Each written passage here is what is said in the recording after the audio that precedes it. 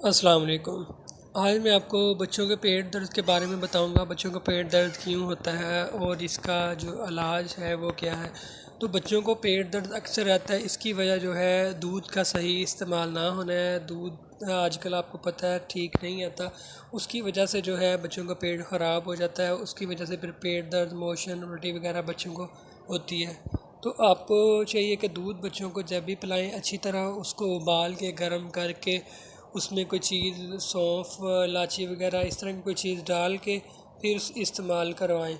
तो इसके साथ जो है ये हायोसिन सिरप है BHP लैब का। तो ये आधी चम्मच दिन में 3 मरतबा इस्तेमाल करवाना। तो अगर इसका आप रेगुलर इस्तेमाल कराते तो बच्चों का पेट दर्द भी ठीक रहेगा, मोशन, चिड़चिड़ापन, गुस्सा, इस तरह की बच्चों की जो कंडीशन है वो ठीक हो जाएगी।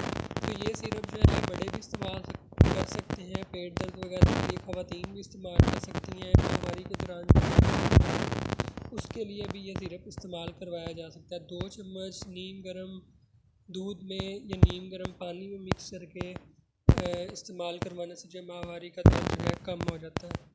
तो इसका कोई साइड इफ़ेक्ट्स भी नहीं है, कोई नुकसान नहीं है।